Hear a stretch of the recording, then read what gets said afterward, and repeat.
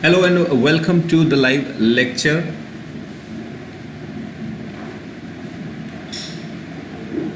I see the students are connecting.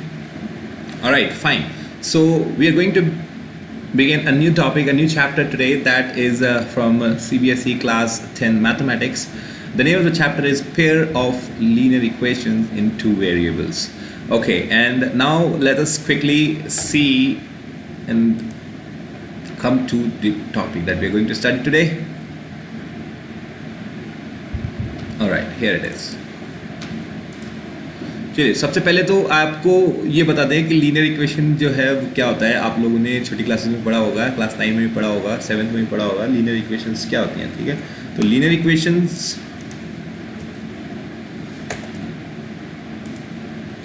Alright, so linear equations are the equation of a line, ठीक है. तो जो equation एक graph बनाने पर, उसका जब हम ग्राफ बनाएंगे किसी इक्वेशन का और वो अगर लाइन बन करके आएगा, एक स्ट्रेट लाइन होगा, so then it is a linear equation, ठीक है. और अभी तक आपने पढ़ते आए हैं, पिछली क्लास में अपने जल्दी से थोड़ा सा रिवाइज कर देते हैं उन बच्चों के लिए. हो सकता है जिनको अभी याद नहीं है कि क्या होते हैं एब्सिसा, क्या होता है ऑर्डिनेट, क्या होता है ग्राफ, क्या होती है एक्स एक्सिस, वाई एक्सिस, उनके लिए, ठीक है. तो जल्दी से क्विक रिवीजन. तो आपको पता है कि जो ग्राफ पेपर है उसके ऊपर प्लेन पे, first of all we are talking about plane. इसका मतलब टू वेरिएबल्स की बात कर रहे हैं, दो डायमेंशन की बात कर रहे हैं. टू डायमेंशन जैसे कि ये प्लेन सरफेस, राइट. जैसे कि आप देख पा रहे हैं कि मेरे पीछे बोर्ड है, ठीक है. तो this is a plane surface, right. अब इसके अंदर आप देख रहे हैं कि जब दो एक्सिस मिलती हैं, एक्स एक्सिस और वाई एक्सिस, आपको याद हो तो एक्स एक्सिस क्या होती है, वो हॉरिजॉन्टल वाली होती है, ठीक है. और वाई एक्सिस क्या होती है, वो वर्टिकल वाली होती है, ठीक है. तो एक्स एक्सिस और वाई एक्सिस जब मिलते हैं तो जिस पॉइंट पर वो मिलते हैं वो पॉइंट कहलाता है ओरिजिन. ओरिजिन के कोऑर्डिनेट्स होते हैं 0,0 और नाम से ही आपको समझ में आ रहा है. देखो, एक तो कोऑर्डिनेट भी है 0 और नाम भी है ओरिजिन. इसका मतलब जो है, जो ग्राफ जो है उसको आप स्टार्ट कर सकते हैं 0,0 से, ठीक है.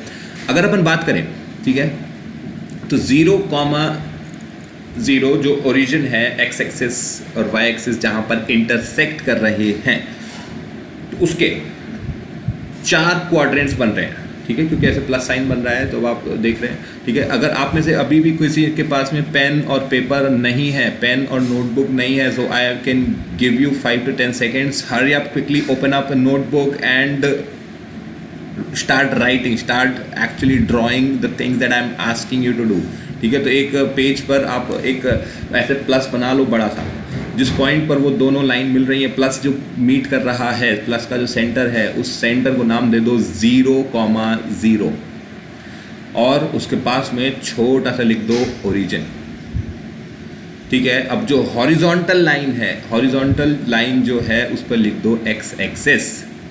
जो वर्टिकल लाइन है उस पर लिख दो वाई एक्सिस. ये उन बच्चों के लिए बता रहा हूँ मैं जिनको जो हो सकता है पहली बार समझ रहे हैं या पहली बार पढ़ रहे हैं इस चीज़ को. आई बिलीव क्लास 10 में के लिए तो ये ऑलरेडी थोड़ा सा बेसिक्स ही हैं, बहुत बिल्कुल बेसिक्स बात कर रहे हैं हम, ठीक है. क्लास 10 का अभी हम समझेंगे, पढ़ेंगे, ठीक है. अब आपको बता रहे हैं क्वाड्रेंट्स. तो अब ये जो 4 क्वाड्रेंट्स आपके सामने दिख रहे हैं, ओरिजिन के टॉप लेफ्ट में, टॉप राइट में, टॉप लेफ्ट में, बॉटम लेफ्ट में और बॉटम राइट में, ठीक है. अब आपको ऐसे आ रहा होगा. तो अब उसके अंदर आपको साइन कन्वेंशन आपको बता देते हैं. तो जो कोऑर्डिनेट्स होंगे किसी भी पॉइंट के, वो फर्स्ट क्वाड्रेंट मतलब ओरिजिन का टॉप राइट. समझ रहे हो, राइट और लेफ्ट कंफ्यूज मत होना, ठीक है. टॉप राइट जो है उसके अंदर दोनों एक्स कोऑर्डिनेट और वाई कोऑर्डिनेट पॉजिटिव होंगे. एक्स कोऑर्डिनेट के नाम कहलाता है, नाम है एब्सिसा, और वाई कोऑर्डिनेट का नाम है ऑर्डिनेट, ORDINATE, ठीक है. तो एक्स एक्सिस का कोऑर्डिनेट का नाम है एब्सिसा, वाई एक्सिस के कोऑर्डिनेट का नाम है ऑर्डिनेट, ठीक है. अगर इन केस आपको बताया जाए कि किसी पॉइंट का एब्सिसा 2 है और ऑर्डिनेट 3 है तो उसका पॉइंट क्या होगा, तो वो पॉइंट होगा 2,3, सिंपल, ठीक है। और वो लिखा ऐसे ही जाता है एक ब्रैकेट के अंदर, पहले आपको एब्सिसा लिखना है, फिर कॉमा और फिर ऑर्डिनेट। इस तरीके से ही पॉइंट को डिनोट किया जाता है, ठीक है। ध्यान रहिए कि जो फर्स्ट क्वाड्रेंट है, जो टॉप राइट क्वाड्रेंट है ओरिजिन का, वो आपका दोनों पॉजिटिव वैल्यू लेगा। जो टॉप लेफ्ट क्वाड्रेंट है, टॉप लेफ्ट क्वाड्रेंट जो है ओरिजिन का, वो एक्स जो एब्सिसा है, जो एक्स कोऑर्डिनेट है, वो नेगेटिव लेगा, और जो वाई कोऑर्डिनेट है, जो ऑर्डिनेट है उसका, वो पॉजिटिव लेगा। क्यों? क्योंकि भाई देखिए वो जो हॉरिजॉन्टल लाइन है एक्स एक्सिस के ऊपर आ रहा है, लेकिन वाई एक्सिस के पीछे आ रहा है, वाई एक्सिस के लेफ्ट में आ रहा है। तो वाई एक्सिस के लेफ्ट में ध्यान रखेंगे हमेशा एक्स कोऑर्डिनेट नेगेटिव होगा, ठीक है। और एक्स एक्सिस के ऊपर हमेशा वाई कोऑर्डिनेट पॉजिटिव होगा, ठीक है। ये बहुत ही बेसिक चीज़ें हैं, ये पहले आप समझ चुके हैं, पहले पढ़ चुके हैं, जस्ट आपको बेसिक्स करवा रहे हैं ताकि आगे कोई कन्फ्यूजन नहीं हो, क्योंकि सीधा हम जंप करेंगे अब क्वेश्चन आंसर्स और एक्सरसाइजेस के ऊपर, ठीक है। पहले बेसिक्स समझ लेते हैं। इसलिए अब बात कर रहे हैं बॉटम लेफ्ट की, तो बॉटम लेफ्ट में दोनों नेगेटिव होंगे, एक्स कोऑर्डिनेट और वाई कोऑर्डिनेट, और बॉटम राइट में वाई नेगेटिव होगा, एक्स पॉजिटिव होगा। क्लियर है?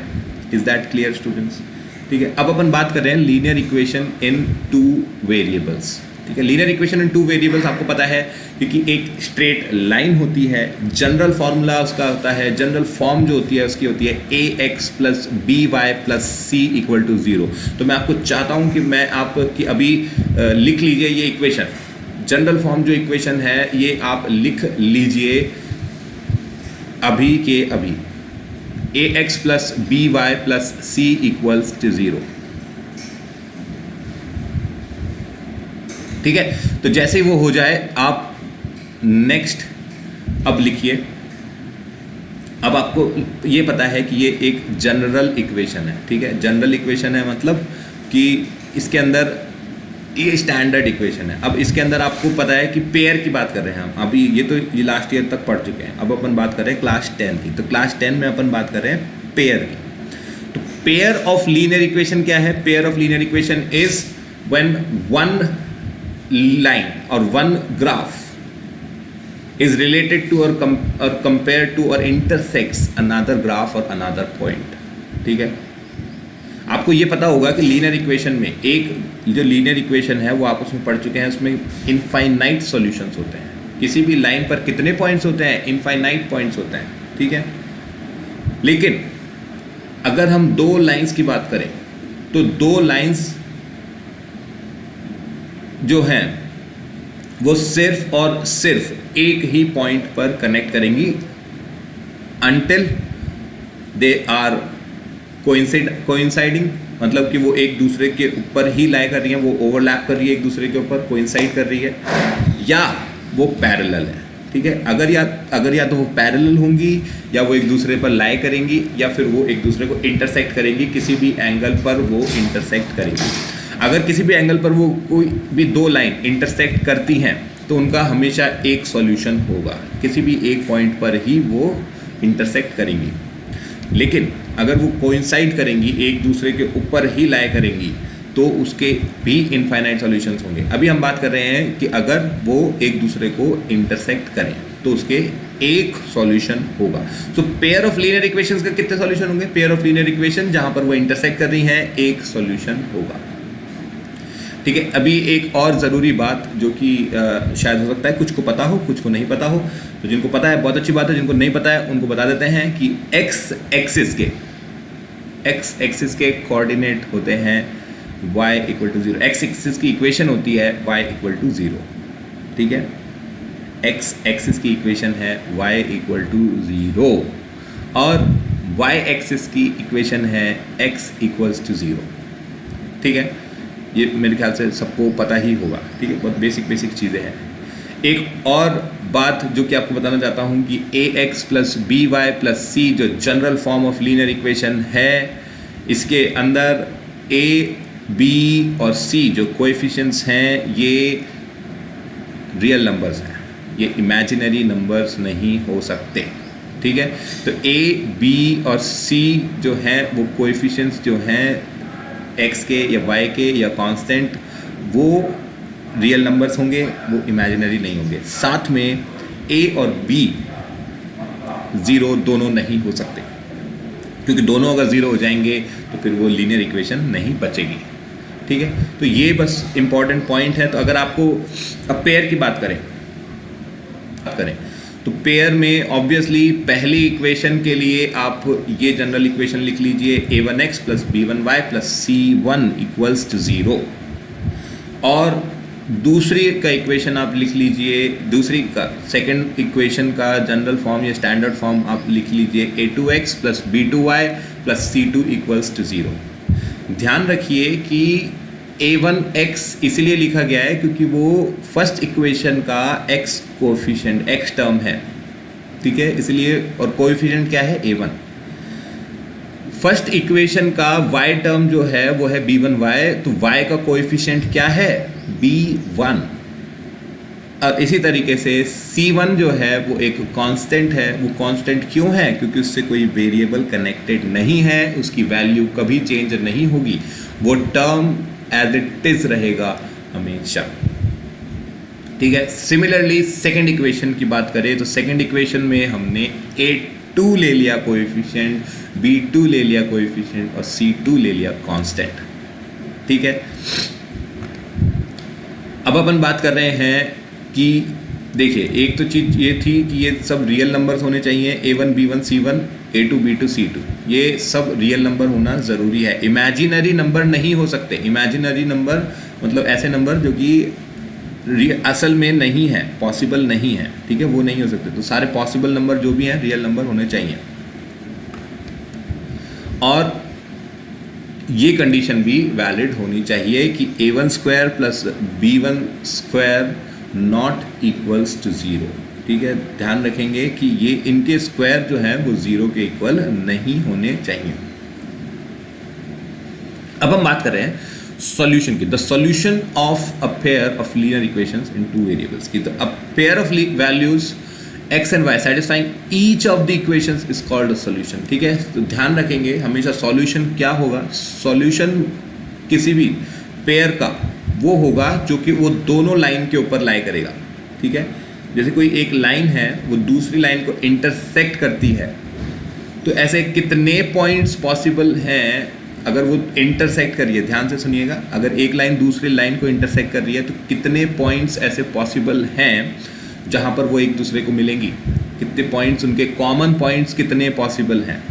तो कॉमन पॉइंट सिर्फ एक पॉसिबल होगा, क्योंकि वो एक ही पॉइंट पे इंटरसेक्ट करेंगे, उसके बाद कभी इंटरसेक्ट नहीं करेंगी, चाहे उसको कितना भी इन्फिनिटी तक, किलोमीटरों तक उसको लंबा खींच लो, पर वो कभी फिर इंटरसेक्ट नहीं करेंगी, मिलेंगी नहीं सिवाय एक पॉइंट के, ठीक है। तो इसीलिए जो भी पेयर होगा उसका सॉल्यूशन जो होगा वो कॉमन सॉल्यूशन होगा, एक सॉल्यूशन होगा, और वो दोनों इक्वेशन पे सेटिस्फाई करेगा, दोनों इक्वेशन पे। और दोनों इक्वेशन सेटिस्फाई करेगा मतलब वो दोनों पे लाई करेगा।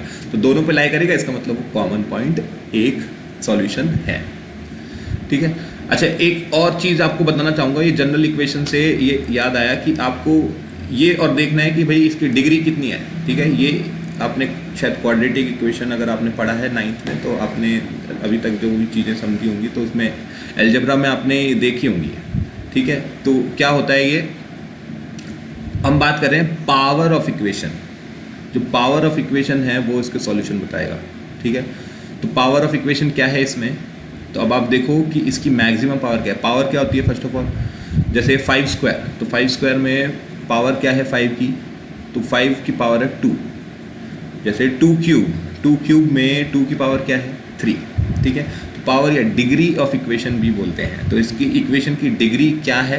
तो इस इक्वेशन की डिग्री है कि तो आप देखो कि इसके अंदर वेरिएबल क्या है जिसका अपने को सॉल्यूशन लेना है। तो मान लीजिए अगर x वेरिएबल है और उसका सॉल्यूशन हम ढूंढ रहे हैं, तो x वेरिएबल के लिए अगर सॉल्व कर रहे हैं तो x की मैक्सिमम पावर कितनी है?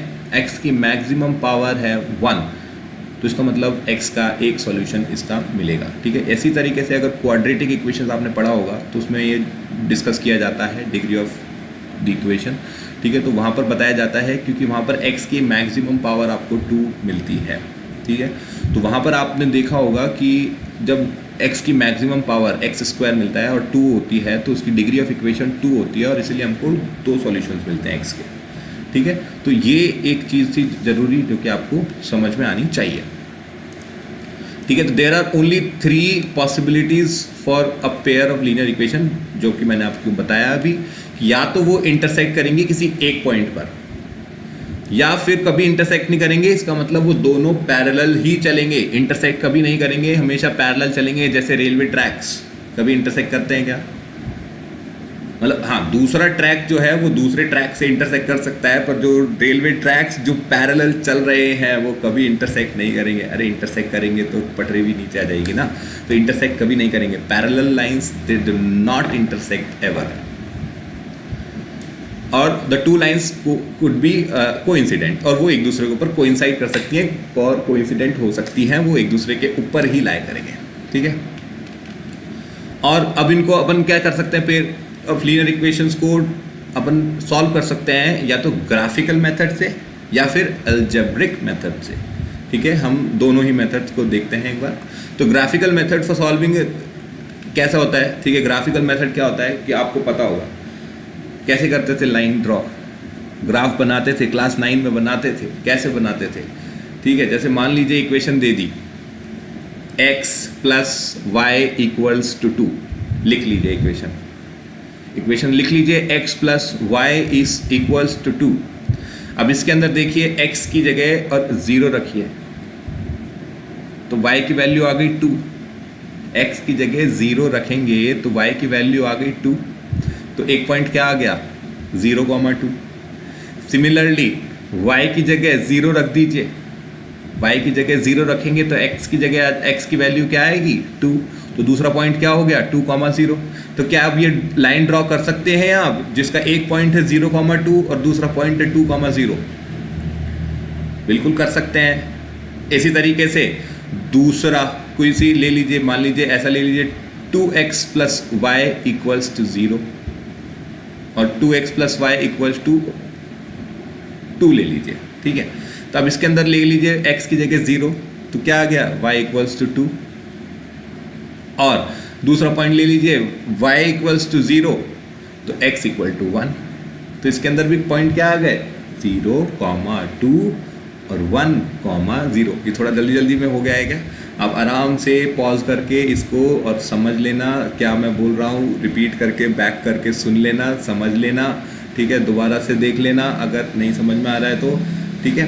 तो आपको मैं क्या बताने की कोशिश कर रहा हूँ कि अब आप ये 2 लाइन जो हैं उनके हमने दो पॉइंट्स निकाल लिए हैं, तो ये क्या दोनों लाइन ड्रॉ कर सकते हैं? डेफिनेटली हम ये दोनों लाइन ड्रॉ कर सकते हैं ग्राफ के ऊपर।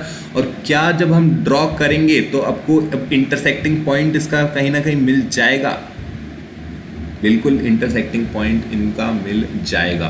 तो इसका मतलब आप एक ग्राफिकल मेथड ये होता है कि जहाँ पर वो पॉइंट जो मिल रहे हैं वो सॉल्यूशन है, ठीक है।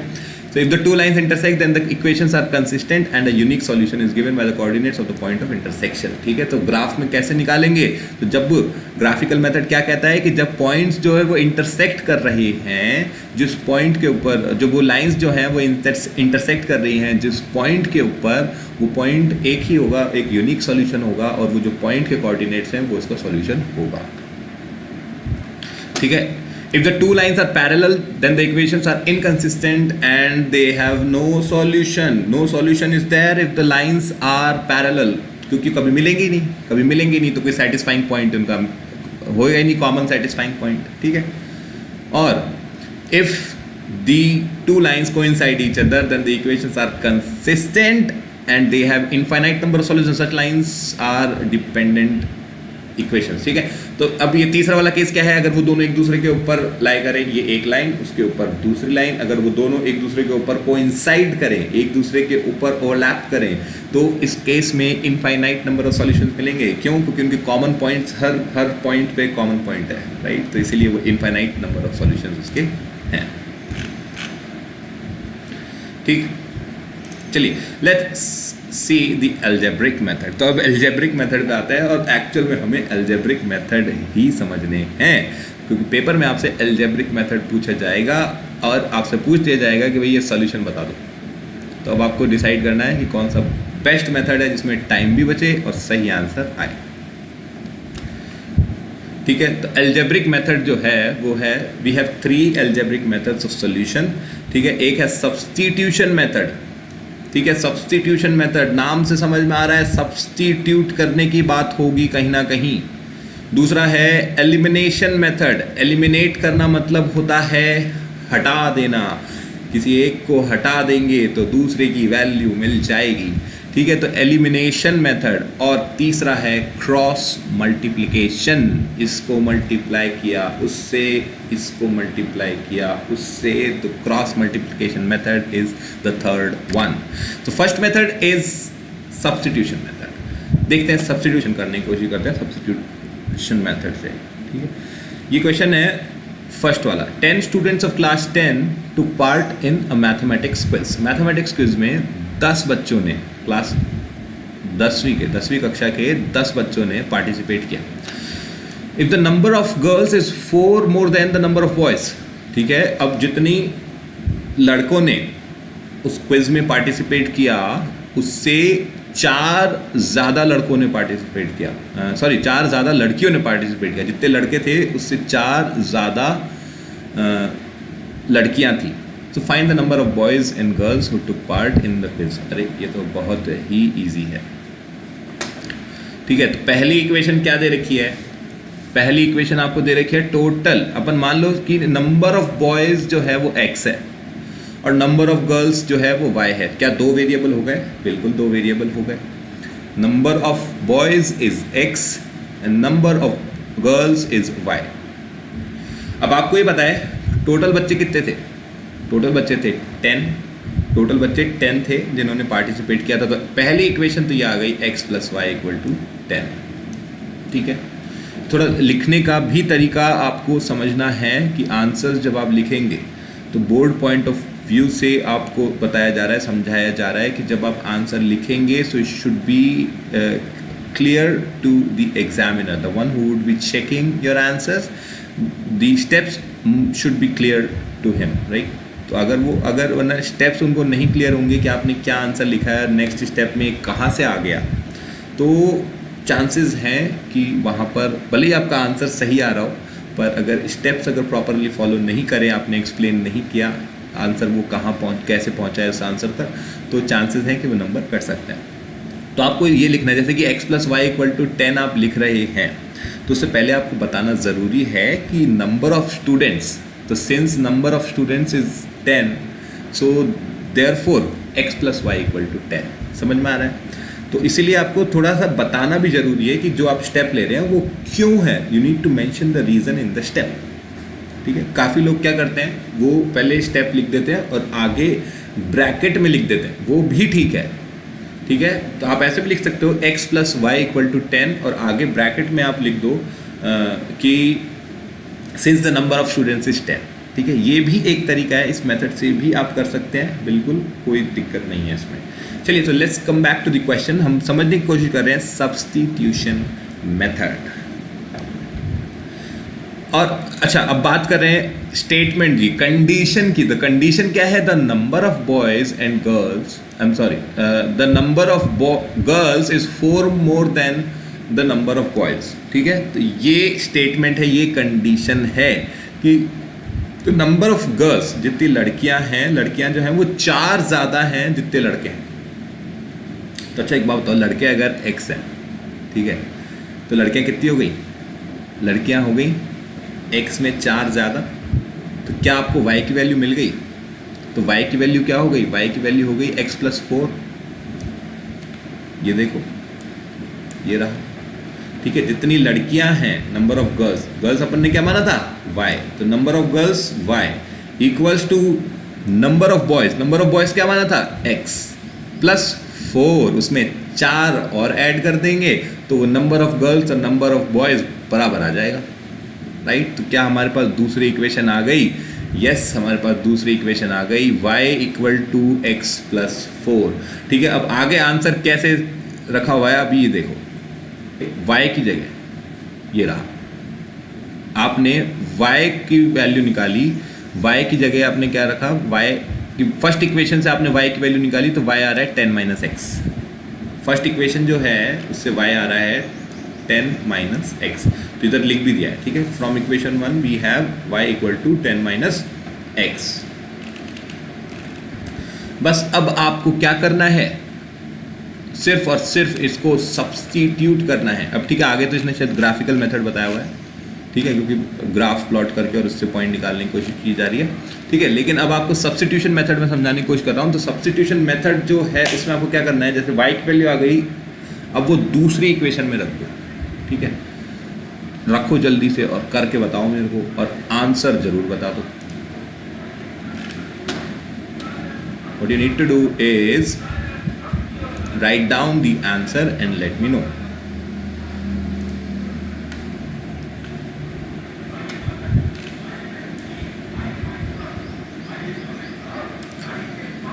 Students, what you need to do is write down the answer and let me know the answer. ठीक है, आपको आंसर बताना है कि क्या आया x की वैल्यू और क्या आई y की वैल्यू। करना क्या है आपको, अभी तक जो है y की वैल्यू आपने जो है इससे निकाली, y equal to 10 minus x. ठीक है, इक्वेशन 1 से हमें ये मिला y equals to 10 minus x. क्या आप y की जगह 10 माइनस एक्स आप रख सकते हैं इक्वेशन 2 में? इक्वेशन 2 में y की जगह 10 माइनस एक्स सब्स्टिट्यूट कर दीजिए and just let me know what is your answer.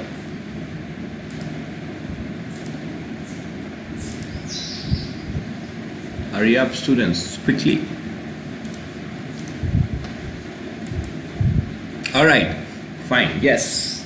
So the answer is x की वैल्यू आ गई है 3 एंड y की जगह y की वैल्यू आ गई है 7। Very good, nice. ठीक, तो अब इसके अंदर देखिए ग्राफिकल मेथड भी बताया हुआ है। ग्राफिकल मेथड में क्या करना है आपको कि अब आपको पॉइंट्स प्लॉट करने हैं। अब आपको इक्वेशन मिल गई है तो अब आपको पॉइंट्स निकालने हैं। तो आपको x की जगह 0 रखेंगे तो y की वैल्यू आ जाएगी, y की जगह 0 रखेंगे तो x की वैल्यू आ जाएगी, तो उससे एक लाइन ड्रॉ हो जाएगी। सिमिलरली दूसरी लाइन भी ड्रॉ कर लेंगे, x की जगह 0 रखेंगे, y की जगह 0 रखेंगे और दूसरी लाइन भी ड्रॉ कर लेंगे। ठीक है, अब आपको क्या करना है, दोनों लाइन जो है ड्रॉ करने के बाद में आप उसको प्लॉट करेंगे और प्लॉट ग्राफ पेपर पे ड्रॉ करेंगे, और ग्राफ पेपर पे ड्रॉ करने के बाद यू वुड सी कि x इक्वल टू 3 और y इक्वल टू 7 पे वो दोनों पॉइंट मिल रहे हैं। ठीक है, वो जो दोनों पॉइंट्स मिल रहे हैं वो x इक्वल टू 3 और y इक्वल टू 7 पर कोइंसाइड हो रहे हैं, वो इंटरसेक्ट हो रहे हैं, इंटरसेक्ट कर रहे हैं किस पॉइंट पर, x इक्वल टू 3 और y इक्वल टू 7 पे। इसका मतलब वो दोनों पॉइंट जो है वो सॉल्यूशन है, वो दोनों पॉइंट सॉल्यूशन है। तो x की वैल्यू 3 आंसर है और y की वैल्यू 7 आंसर है। तो नंबर ऑफ गर्ल्स कितनी हुई, 7, और नंबर ऑफ बॉयज कितने हुए, 3। अब इसको चेक भी कर सकते हैं आप चेक करेंगे तो आपको पता चलेगा कि हाँ देखो दोनों का टोटल कर रहे हैं तो 10 आ रहा है क्या, बिल्कुल। और क्या लड़कियों की क्वांटिटी, ठीक है, जो कंडीशन जो दी हुई थी कि लड़कियां जो है लड़कों से 4 ज़्यादा हैं, तो क्या वो भी सेटिस्फाई हो रहा है, तो यस। तो इसी तरीके से आप आंसर को अपने वेरीफाई भी कर सकते हैं। Before submitting the answer you must check it yourself. ठीक है, ये एक ज़रूरी, एक बहुत ही the most important point in getting 100 marks in mathematics is you need to check your answer yourself। भाई आपने पढ़ाई करी है, आपको आंसर्स पता हैं, आप ही सॉल्व कर रहे हो, तो आप खुद एक बार चेक कीजिए। एग्जामिनर को देने से पहले, चेक करने के लिए भेजने के पहले एक बार खुद चेक करिए, और आपको सफिशेंट टाइम मिलता है। मैं आपको बता देता हूँ, कम से कम 10 से 15 मिनट का समय आपको मिलेगा कि पेपर को एक बार रिवाइज कर सके। उसमें आपको सिर्फ देखना है कोई केयरलेस मिस्टेक तो नहीं है, या कोई कैलकुलेशन मिस्टेक तो नहीं हो गई है, कोई स्टेप मिसिंग तो नहीं है, कोई आइडेंटिटी लिखना तो नहीं भूल गए हैं। ये सब के लिए आपको 10 से 15 मिनट का टाइम लास्ट में बच जाता है, क्योंकि पेपर आपका ऐसी तरीके से सेट किया जाता है कि आप 2.5 से 3.25 घंटे में उसको कर पाएँ।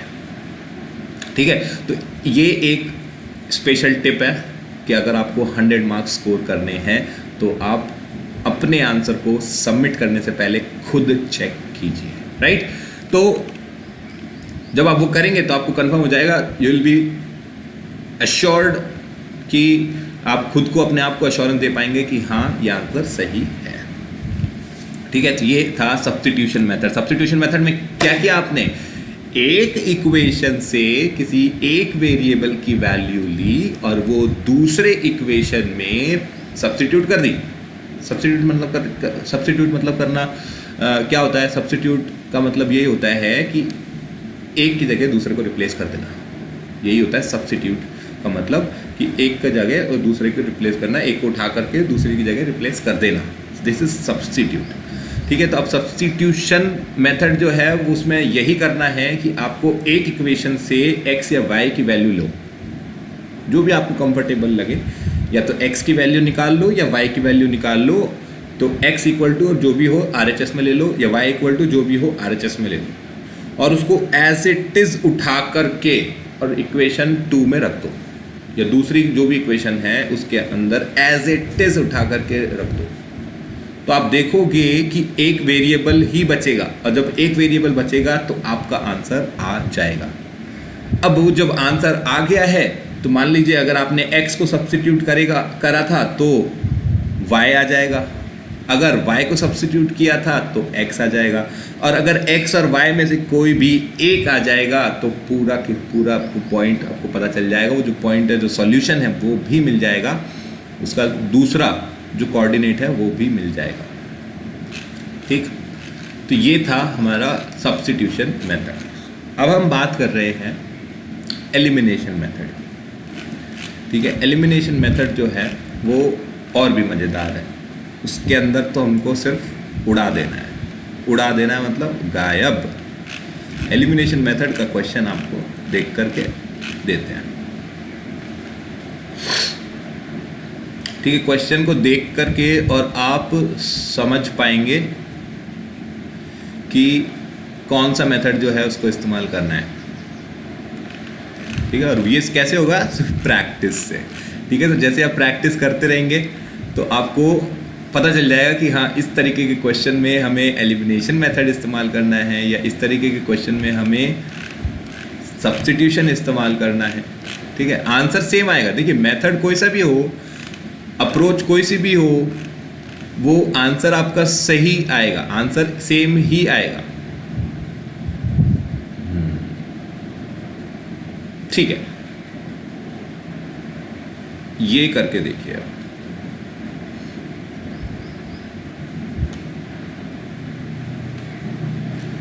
ये तो consistent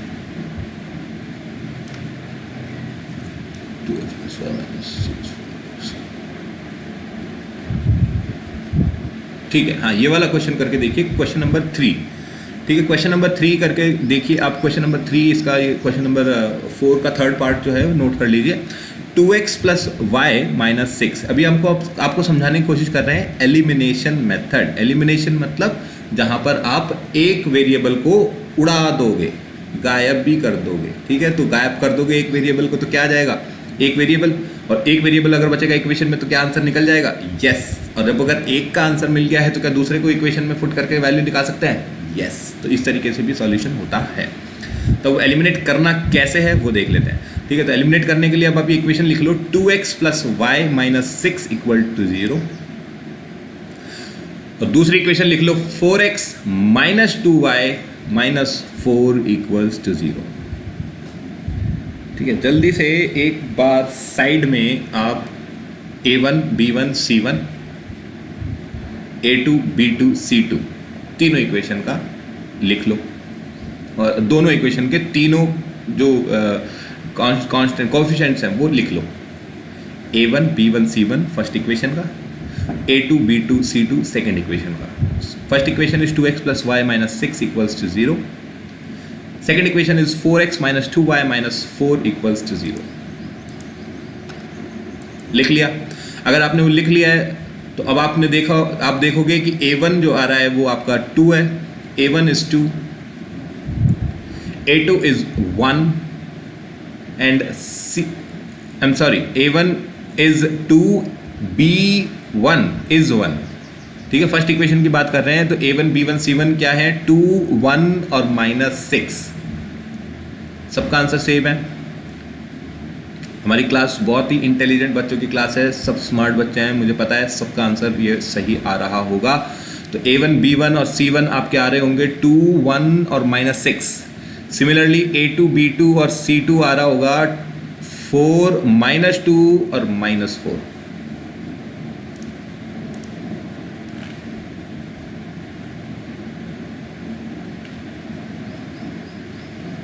Alright, there is a question in the chat.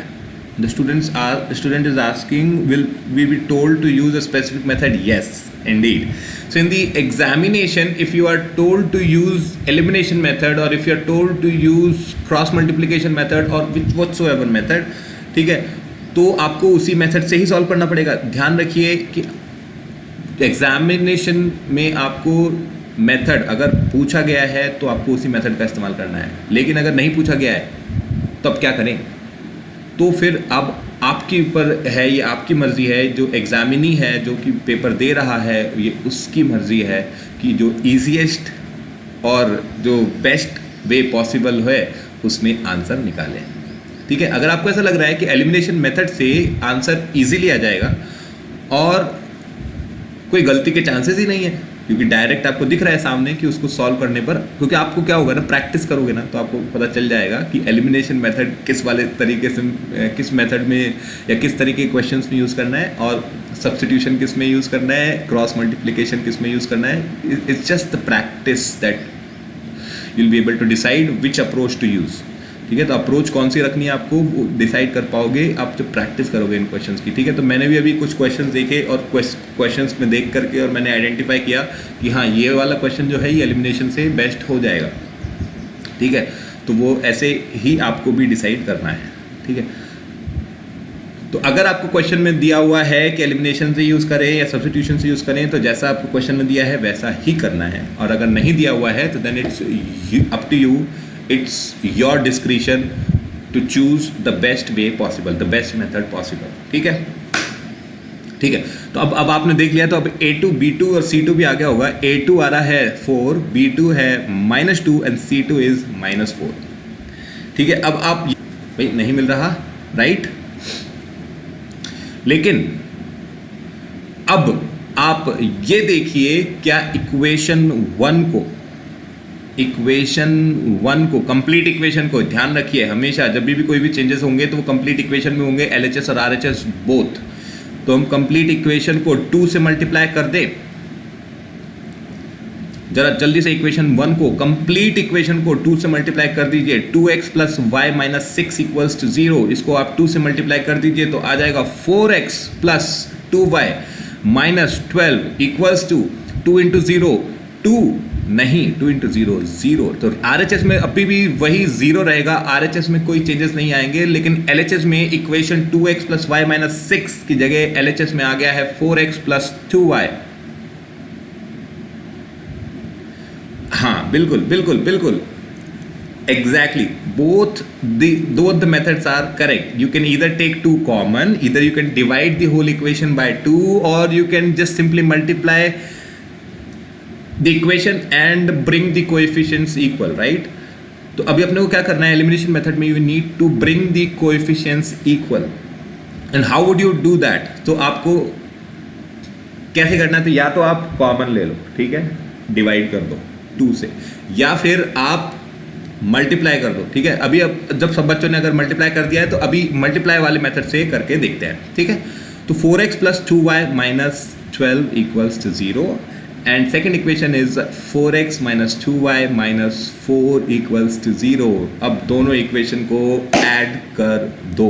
ध्यान रखिए जब भी हम, ठीक है, आपने ये पढ़ा होगा, ये अलजेब्रा में आपने पढ़ा होगा, ठीक है, जब आप ऐड करते हो, ठीक है, तो जो सेम टर्म्स होती हैं, same terms in the sense कि x वाली टर्म्स जो हैं वो x की टर्म से ऐड होंगी, जो y वाली टर्म्स हैं वो y वाली टर्म से ऐड होंगी, जो कांस्टेंट है वो कांस्टेंट से ऐड या सब्ट्रैक्ट होगा। ठीक है, जब हम एडिशन सब्ट्रैक्शन की बात करें तो सिमिलर टर्म्स या लाइक टर्म्स जो होती हैं वो ही डील करती हैं, बाकी वो किसी से मतलब नहीं रखती हैं।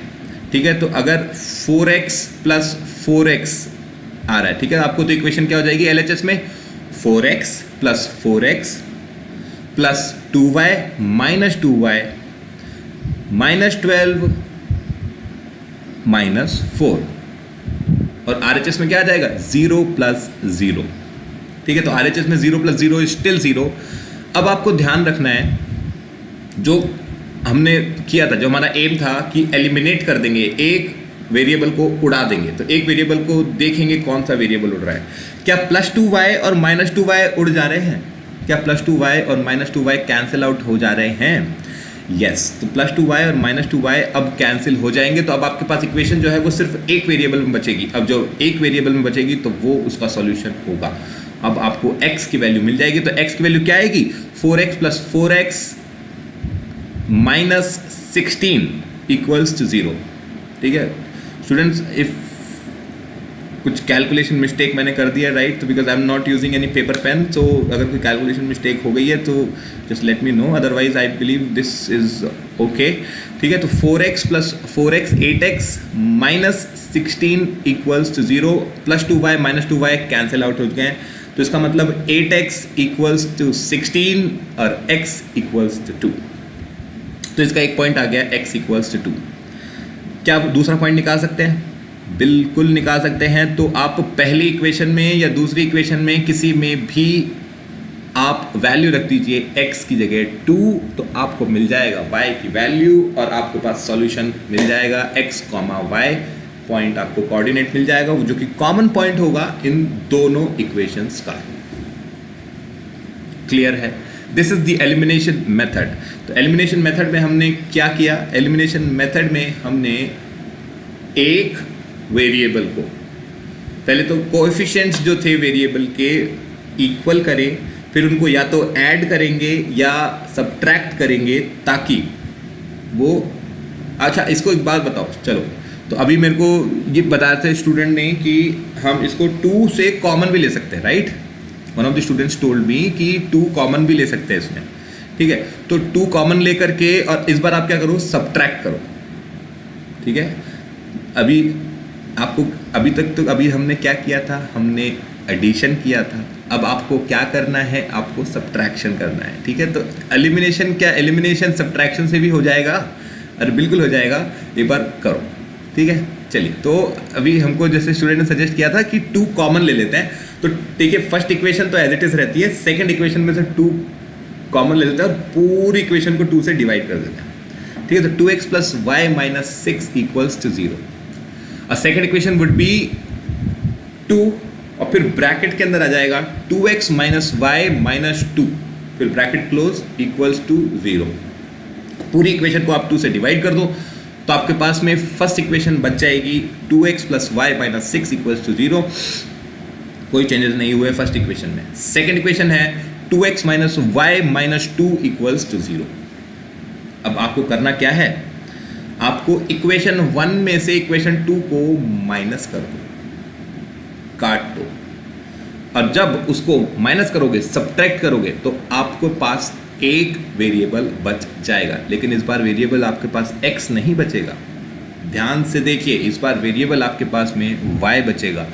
तो y की वैल्यू जो आएगी वो होगी y प्लस, अब जो बचेगा आंसर मैं आपको बताता हूँ, जो सब्ट्रैक्ट करने के बाद आपके पास बचेगा वो होगा y plus y minus 6 plus 2। ठीक है, तो ये आपके पास में, और इक्वल्स टू 0, ये आपके पास में बच रहा होगा। ठीक है, तो ये हो जाएगा 2y minus 4 equals to 0। I believe if the calculation is correct, then you should be getting y equal to 2 as an answer. ठीक है, तो y equal to 2 आंसर आ रहा होगा अगर कैलकुलेशन सही है तो। ठीक है, तो I believe this is how you will be able to solve this, right? Just give me a confirmation if you have understood and if you are able to solve the answer. ठीक है, अगर आप इसको solve कर पाए हैं, आपको समझ में आया है एलिमिनेशन मेथड और आंसर भी आपका आ चुका है x और y की वैल्यू, तो just give me a confirmation. ठीक है, so then we will move to the next part of this. Next part is cross multiplication method. Alright, cool, I got the response. ठीक है, तो next part is cross multiplication. Cross multiplication क्या है? इसको multiply किया उससे, इसको multiply किया उससे, और फिर आंसर मिल गया। ठीक है, चलिए एक बार क्रॉस मल्टीप्लिकेशन मेथड को इससे समझते हैं जनरल चीज़ों से, जनरल से। ठीक है, तो write both of the given equations with their variables and constant term to the left hand side. ठीक है, आपको दोनों जो इक्वेशंस हैं उनके जो वेरिएबल्स हैं, ठीक है, और उनकी जो कांस्टेंट टर्म है उनको लेफ्ट हैंड साइड पे लिख देना है। और I recommend that you should do it right away. ठीक है, आप लिखते चलिए साथ साथ। ठीक है, तो इक्वेशन ऐसे लिख लीजिए, जनरल इक्वेशन को ही लिख लीजिए। ठीक है, तो a1x plus b1y plus c1 equals to 0 और a2x plus b2y plus c2 equals to 0। ठीक है, ये ऐसे आप लिख लीजिए जनरल इक्वेशन। देन आपको क्या लिखना है? दोनों इक्वेशन के जो वेरिएबल्स के साथ में और उनकी जो कांस्टेंट टर्म है उनको लेफ्ट हैंड साइड पे एक तरफ लिख दीजिए। अब write the coefficients of x y and the constant term as. अब आप उसके जो कोएफिशिएंट्स और कांस्टेंट टर्म्स हैं उनको इस तरीके से लिख दीजिए, इस तरीके से आप उसको डिनोट कर दीजिए। ठीक है, किया तो आपको क्या करना है? b1 और b2 इस तरीके से लिखिए, फिर उनको क्रॉस मल्टीप्लाई ऐसा साइन बना दीजिए। ठीक है, क्रॉस का, फिर सामने c1 और c2 लिख दीजिए, फिर वापस से क्रॉस का साइन बना दीजिए, और फिर a1 a2 लिख दीजिए, और फिर वापस b1 b2 लिख दीजिए। ध्यान रखिए कि आपको स्टार्ट करना है b से, तो b के बाद आता है c। अब हमारे पास C के बाद में D तो है नहीं, तो वापस से आ जाएगा A, और फिर A के बाद में आ जाएगा वापस B। तो आपको 4 बार लिखना है, B से स्टार्ट करना है, B के बाद आता है C के बाद आएगा A क्योंकि D तो है ही नहीं, और A के बाद वापस से B। ठीक है, तो ये ऐसे 4 बार आपको लिखना है। ध्यान रखिए 1 ऊपर 2 नीचे, 1 ऊपर 2 नीचे, 1 ऊपर 2 नीचे, 1 ऊपर 2 नीचे, और क्रॉस मल्टीप्लाई। ठीक है, इजी है समझने में कोई दिक्कत नहीं आनी चाहिए। अब बात कर रहे हैं हम obtain 3 equal fractions with numerators x, y and 1। ठीक है, उसके बाद में आप ऐसे इस तरीके से और लिख लीजिए, इस तरीके से लिख लीजिए x, y और 1। ठीक है, ध्यान रहे। ठीक है, अब और डिनोमिनेटर में क्या लिखना है? डिनोमिनेटर में लिखना है तो ये x के नीचे ये वाला मल्टीप्लिकेशन आएगा, y के नीचे ये वाला मल्टीप्लिकेशन आएगा, और 1 के नीचे ये वाला मल्टीप्लिकेशन आएगा। ठीक है, तो x के नीचे आएगा b1 into c2 minus b2 into c1। ठीक है, तो ऐसे लिखेंगे x, जो आपने जो क्रॉस बनाए हैं उस क्रॉस के नीचे लिख लीजिए x, सेकंड वाला जो क्रॉस है उसके नीचे लिख लीजिए y, और थर्ड वाला जो क्रॉस है उसके नीचे लिख लीजिए 1।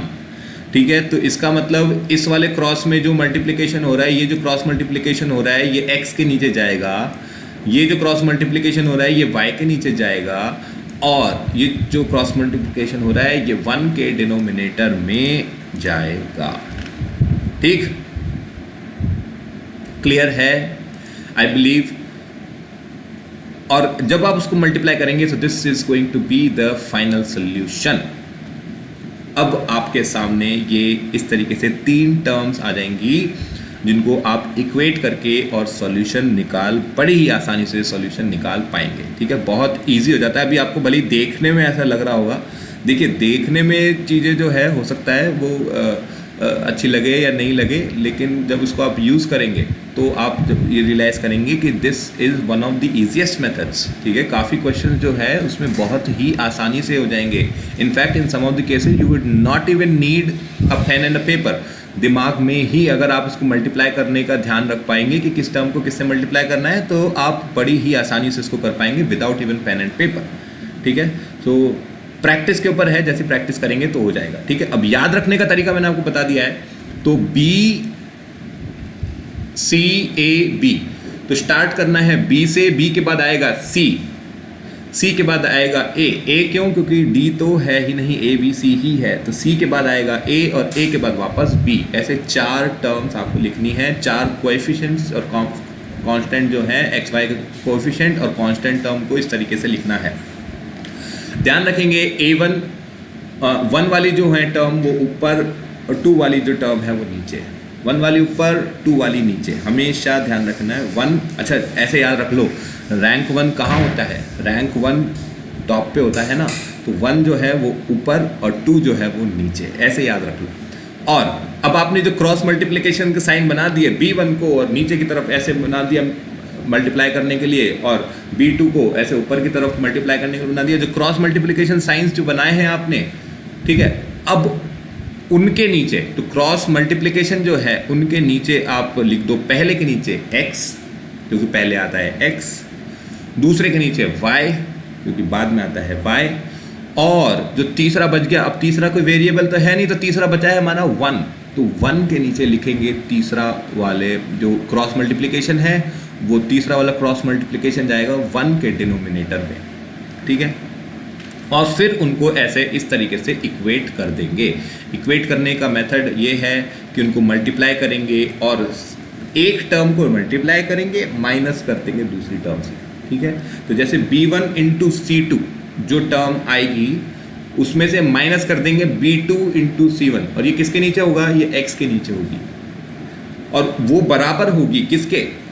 y के नीचे वाली जो टर्म होगी, y वाली जो टर्म होगी उसके। ठीक है, तो अगर आप इसको इग्नोर कर दें, अभी इस वाली टर्म को इग्नोर कर दीजिए। ठीक है, तो क्या x और y की वैल्यू निकाल सकते हैं आप? x और y की आपको इक्वेशन इसमें मिल जाएगी, लेकिन असल में तो हमें x को चाहिए ही नहीं ना, मतलब हमको चाहिए तो एक ही वेरिएबल।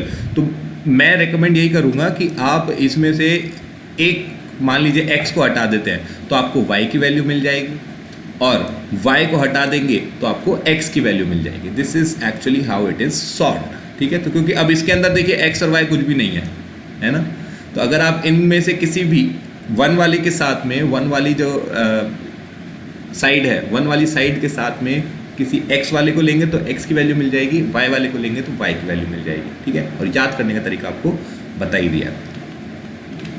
ठीक है, तो अब ये लिखा है, now obtain the value of x by equating first and last term and value of y by equating second and last term. ठीक है, तो सेकंड वाला जो है, y वाला जो है, अगर उसको आप इक्वेट करेंगे 1 के साथ में तो y की वैल्यू मिल जाएगी, और x वाली टर्म को इक्वेट करेंगे 1 के साथ में तो x की वैल्यू मिल जाएगी।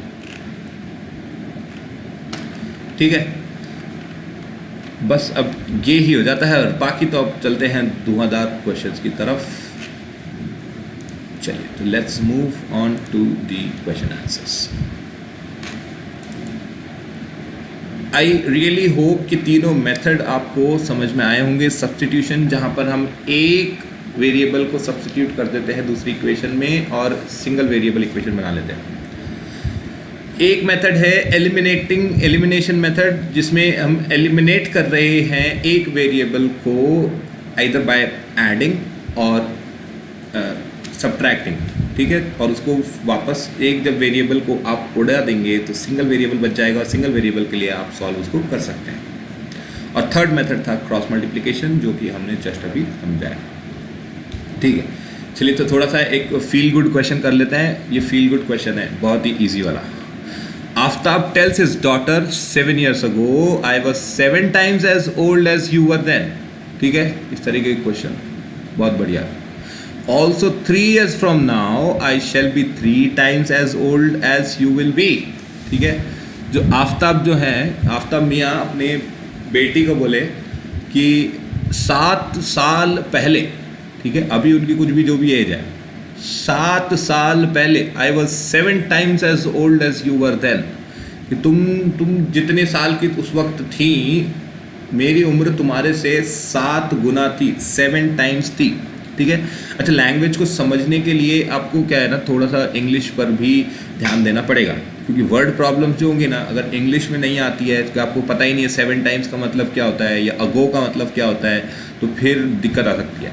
तो इसीलिए मैं आपको बार बार बोलता हूँ कि इंग्लिश तो बहुत अच्छे से कमांड कर लो, क्योंकि इंग्लिश कर लोगे ना तो सारे सब्जेक्ट्स में फ़ायदा मिलेगा, क्योंकि सारे सब्जेक्ट्स हम इंग्लिश में ही पढ़ रहे हैं, ठीक है। तो इसलिए I will recommend that you also focus on your English while, because it will really help you understand the question in the best way possible।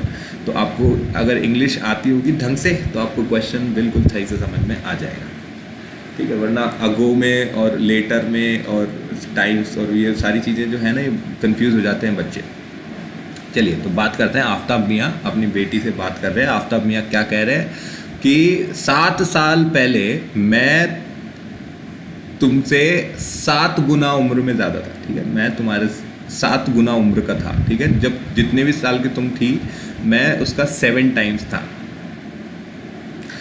Also 3 years from now, और 3 years फ्रॉम नाउ का मतलब कि अभी जितने साल का हूँ उससे 3 साल बाद, ठीक है। तो 3 साल बाद की बात हो रही है। 3 साल बाद आई shall be 3 times as old as you will be, और 3 साल बाद तुम जितने साल की होगी उससे 3 गुना होऊंगा मैं उस वक्त, 3 साल बाद, ठीक है। और अब बतानी है कि ये ग्राफिकली एल्जेब्रिकली इक्वेशन बतानी है, ठीक है। कैसे कैसे क्वेश्चन बता देते हैं। Represent this situation algebraically and graphically, हाँ, इसको ग्राफिकली और एल्जेब्रिकली बतानी है, इक्वेशन बतानी है, ठीक है। तो अपन मान लेते हैं, चलो, आफ्ताब मियाँ की जो उम्र है वो है x years, ठीक है। आफ्ताब इस वक्त एट प्रेजेंट, ठीक है, ध्यान रहे, पुरानी बात नहीं हो रही है, अभी की बात हो रही है। At present Aftab's age is x years and his daughter's age is y years, ठीक है। अभी आफ्ताब की एज है x years और अभी डॉटर की एज है y years। अच्छा, 7 साल पहले की बात करें तो 7 साल पहले कितने की होगी? मान लें अगर अभी आफ्ताब की एज है 50 साल, तो 7 साल पहले कितने का होगा वो? 7 साल पहले होगा वो 43 का। तो हमने क्या किया, सिंपली अभी की एज में बस 7 माइनस कर दिए, राइट। ऐसे ही तो करेंगे। मान लेते हैं अभी उसकी डॉटर की एज है 20 years, तो 7 साल पहले कितने की होगी वो?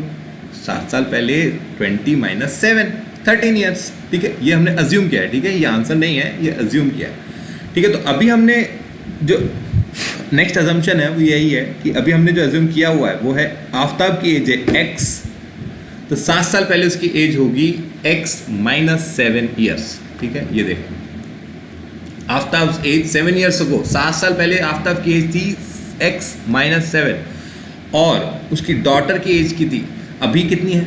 y, तो 7 साल पहले कितनी होगी? y - 7, ठीक है। तो अभी कितनी है? x आफ्ताब की और डॉटर की y, तो 7 साल पहले कितनी होगी आफ्ताब की? x - 7 और डॉटर की y - 7। क्लियर है? अब कंडीशन बता रहे हैं कि 7 साल पहले डॉटर की एज से 7 times एज थी आफ्ताब की, तो डॉटर की एज में 7 मल्टीप्लाई कर दें तो क्या वो आफ्ताब की एज के इक्वल हो जाएगा? बिल्कुल हो जाएगा। यही तो कंडीशन दी हुई है कि 7 साल पहले आफ्ताब की जो भी एज थी वो 7 times थी, किसकी एज के? डॉटर की एज के 7 times थी, ठीक है। तो क्या मल्टीप्लाई कर दे 7 से डॉटर की एज को और वो आफ्ताब की 7 साल पहले की एज से इक्वल हो जाएगा? हाँ, ये ही तरीका है। तो ये लैंग्वेज को समझ करके और इक्वेशन में फॉर्म करना, ये एग्जैक्टली यही मेथड है, ठीक है। तो ये देखो, तो कंडीशन के हिसाब से आफ्ताब की एज 7 साल पहले, ध्यान रहे 7 साल पहले की बात चल रही है, 7 साल पहले आफ्ताब की एज उसकी डॉटर की एज के 7 times थी, 7 से मल्टीप्लाई कर देंगे डॉटर की एज को और आफ्ताब की एज के 7 साल पहले की एज के कंपेयर कर देंगे, इक्वल कर देंगे, ठीक है। तो x - 7 equals to 7 times y - 7 and x - 7 equals to 7y - 49, ठीक है। उससे निकल करके आई ये equation x minus 7y plus 42 equals to 0।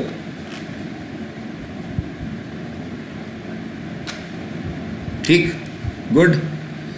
और आफताब की एज 3 साल बाद, ये तो देखो इक्वेशन हो गई 1। इक्वेशन 2 की बात करें, इक्वेशन 2 के अंदर कंडीशन ये है कि आफताब की एज 3 साल बाद क्या होगी, उसकी डॉटर की एज के 3 टाइम्स। उसकी डॉटर के 3 साल बाद की जो एज होगी उसके 3 टाइम्स आफताब की 3 साल बाद एज होगी। ठीक है, तो ये कंडीशन दूसरी भी लिख सकते हैं। तो Aftab's age equal to 3 times his daughter's age, और ये 3 साल बाद की कंडीशन है। तो ऑफ कोर्स 3 साल बाद, अभी आज आफताब अगर x ईयर्स का है तो 3 साल बाद कितने का होगा, x प्लस 3। ठीक है, और डॉटर कितने की होगी, y प्लस 3। क्लियर है, डॉटर होगी y प्लस 3 की और आफताब होगा x प्लस 3। तो x प्लस 3 इक्वल्स टू, और कितना है, अरे मल्टीप्लीकेशन फैक्टर क्या है, 3 टाइम्स ही तो बता रहा है। तो 3 टाइम्स ऑफ y प्लस 3, ये रहा इक्वेशन। ठीक, बस इस इक्वेशन को आप सॉर्ट आउट करोगे तो ये आ गई सेकंड इक्वेशन। अब आपके पास में लीनियर इक्वेशन इन 2 वेरिएबल्स आ चुकी है। अब चाहें तो इसको सॉल्व कर सकते हैं, और मैं तो रेकमेंड करूंगा आप एलिमिनेशन मेथड का इस्तेमाल करके और इसको सॉल्व कर दें। वैसे तो हालांकि इसमें ग्राफिकल मेथड बता रहा है, ग्राफिकल मेथड से सॉल्व करने का। तो ग्राफिकल मेथड से कैसे सॉल्व करते हैं वो आपको बता चुका हूं मैं, कि x की जगह 0 मान लेंगे तो y की वैल्यू आ जाएगी, y की जगह 0 मान लेंगे तो x की वैल्यू आ जाएगी, और ये 2 पॉइंट से एक लाइन ड्रॉ कर लेंगे। सिमिलरली दूसरे इक्वेशन में x की जगह 0 मानेंगे तो y की वैल्यू आ जाएगी, y की जगह 0 मानेंगे तो x की वैल्यू आ जाएगी, और एक और लाइन ड्रॉ कर लेंगे, और दोनों लाइन जहां पर मीट करेंगे वो उसका इंटरसेक्शन पॉइंट होगा, वो उसका कॉमन सॉल्यूशन होगा। ये ग्राफिकल मेथड है। ग्राफिकल मेथड आप बचपन से करते आ रहे हो, ग्राफ बनाते आ रहे हो 7th क्लास 8th क्लास से, तो मेरे ख्याल से इसमें कोई दिक्कत नहीं आनी चाहिए। ये इस तरीके से ग्राफ बनेगा। ठीक है, और वो जिस पॉइंट पर मिलेंगे वो आ जाएगी x और y की वैल्यू। और x और y क्या माने हुए हैं हमने, x मानी हुई है आफताब की करंट एज, और y माना हुआ है उसकी बेटी की करंट एज। ठीक है, प्रेजेंट एज जो है वो मानी हुई है। ठीक है, तो the lines intersect, lines L1 and L2 intersect at 42,12। इसका मतलब आफताब की करंट एज है 42 और उसकी डॉटर की करंट एज है 12। ठीक है, अब चाहें तो इसको आप करके भी देख सकते हैं इक्वेशन में। अब आपने आंसर तो आ गया, अब आंसर सही है कि गलत है ये कैसे पता चलेगा।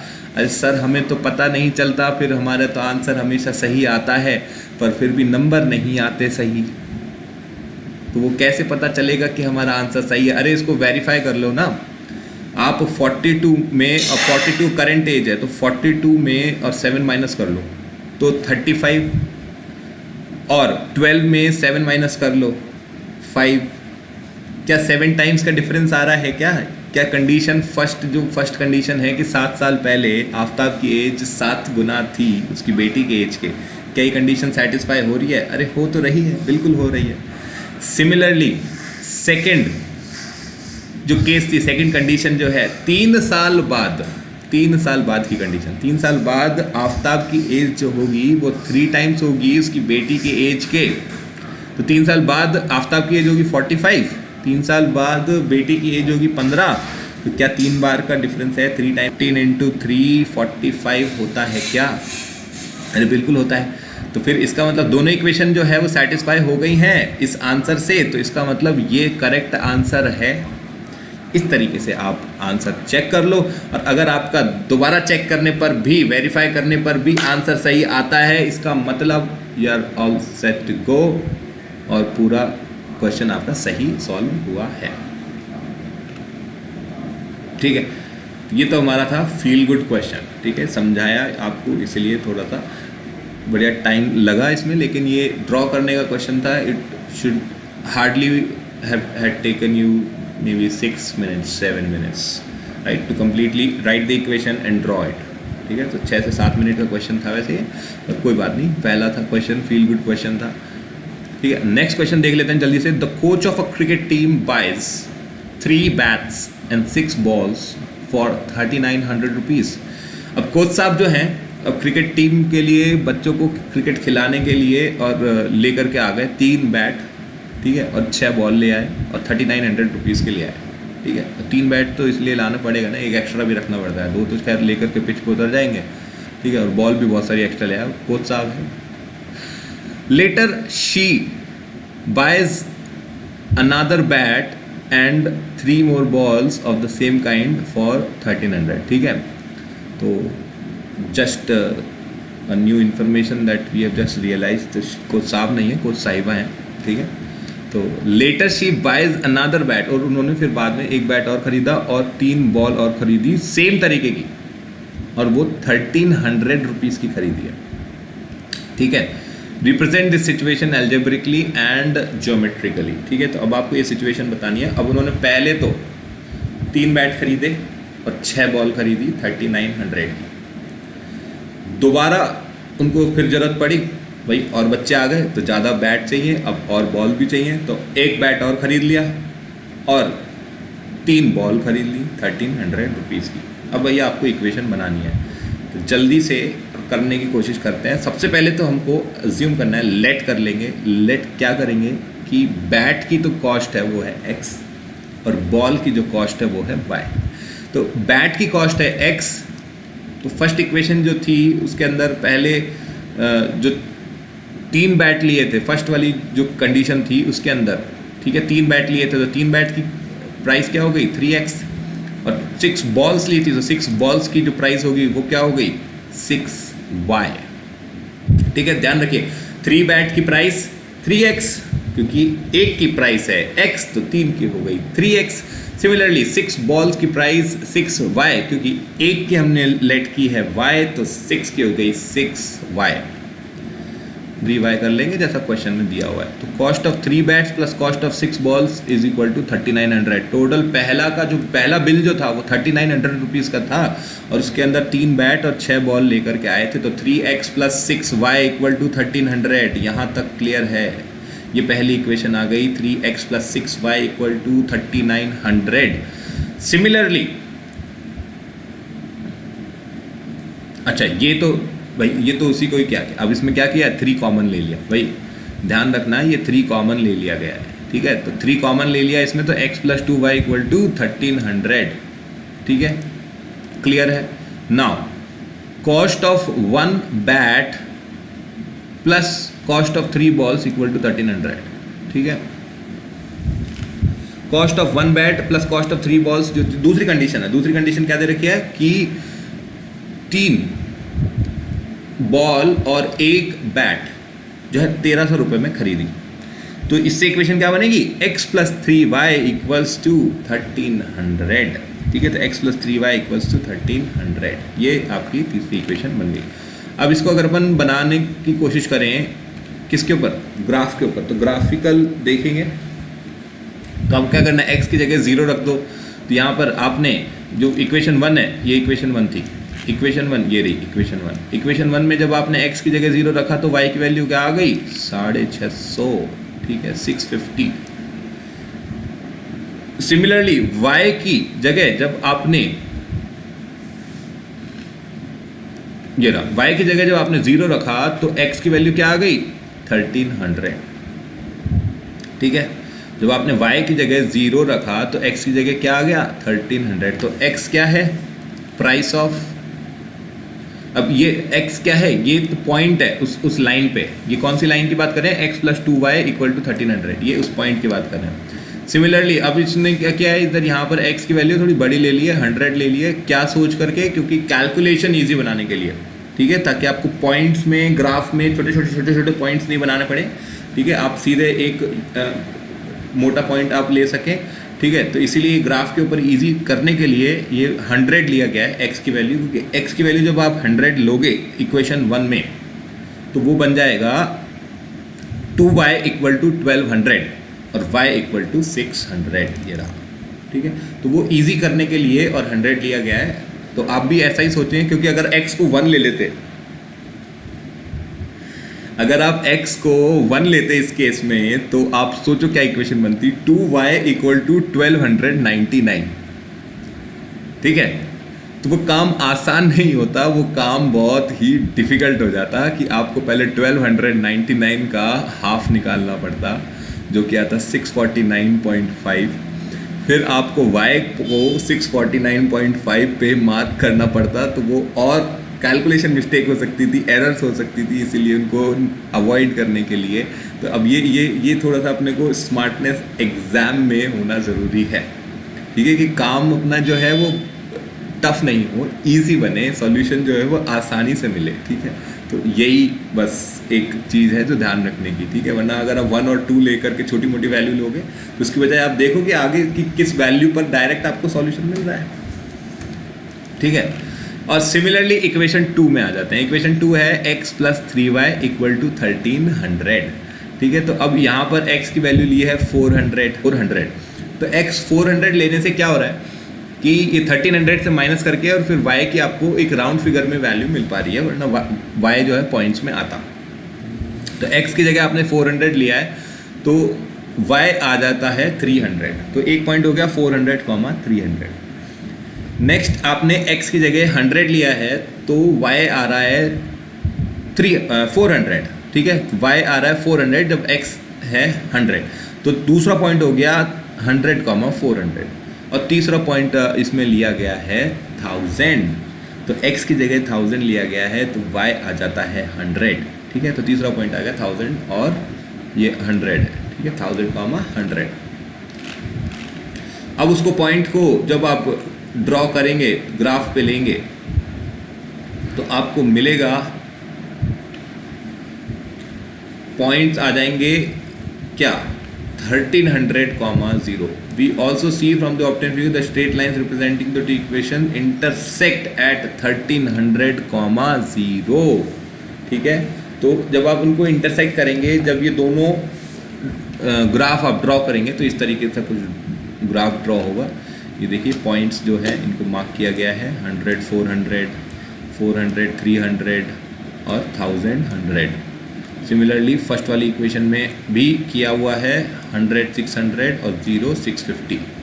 ठीक है, ये इस तरीके से ड्रॉ किए गए हैं ग्राफ पे। अब ये मिल रहे हैं 1300, 0 पे, ये मिल रहा है 1300, 0 पे। तो पॉइंट क्या हो गया, 1300, 0।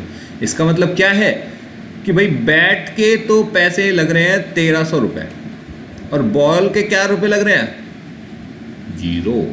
बॉल के कोई रुपए नहीं लग रहे। ठीक है, तो ये इससे क्लियर हुआ कि बॉल जो है वो है 0 रुपये की और बैट जो है वो है 1300 रुपीज़ का। ठीक है, क्लियर है, ये सॉल्यूशन आ रहा है, ये सॉल्यूशन समझ में आ रहा है। चलिए इसी तरीके से बाकी के क्वेश्चन भी इसके अंदर मेरे ख्याल से 2 या 3 क्वेश्चन और हैं। एक ये रहा और बस ये एक क्वेश्चन और है इसके अंदर, वो आप खुद से करेंगे, ये होमवर्क है। ठीक है, अब हम बात करते हैं एक्सरसाइज 3.2 की। 3.2 के हमने कुछ ऑलरेडी क्वेश्चन देख चुके हैं। ठीक है, एक तो ये देख चुके हैं, तो अब सिमिलरली क्वेश्चन नंबर 2 आपको करना है। ठीक है, students remember that we will be doing the sample questions, right? We will be doing some of the questions over here in class. However, you would have to do the homework as well, and you would have to do the homework regularly.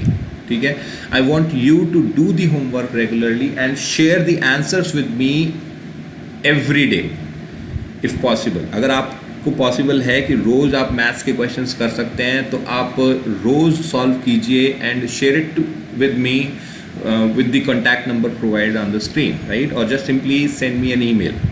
ठीक है, तो आपको क्या करना है, solve करना है, photo खींचनी है। और फ़ोटो प्लीज़ थोड़ा सा ध्यान रखें इस बात का कि फ़ोटो जो खींच रहे हैं वो साफ़ सुथरी फ़ोटो हो और वो प्रॉपरली अलाइंड हो।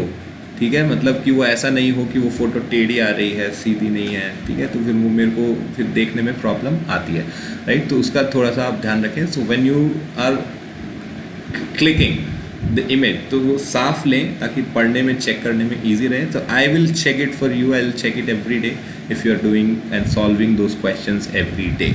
Our target is to score 100 marks. Do not forget, and we cannot leave any stone unturned. ठीक है, कोई भी कमी, कोई भी गलती हमें नहीं करनी है, कोई भी एरर नहीं होनी चाहिए. तो for error free results you need to practise. That's it, that's the key. ठीक है, तो जो क्वेश्चन आप सॉल्व करें उसकी फ़ोटो लें और मुझे भेजें. किसके ऊपर? या तो ईमेल कर दें या मुझे व्हाट्सएप पे शेयर कर दें कॉन्टैक्ट नंबर पे. ठीक है, चलिए तो अब देखते हैं आगे. यही क्वेश्चन आपको सिमिलरली क्वेश्चन नंबर 2 है, और अब हम बात कर रहे हैं क्वेश्चन नंबर नेक्स्ट क्वेश्चन की. तो नेक्स्ट क्वेश्चन, ऑलराइट, तो बात कर रहे हैं on comparing the ratios a1 upon a2, b1 upon b2 and c1 upon c2, find out whether the lines representing the following pairs of linear equations intersect at a point, are parallel or coincident. ठीक है, तो अब ये आपको बताना है. ठीक है, रेशियोज कंपेयर करके.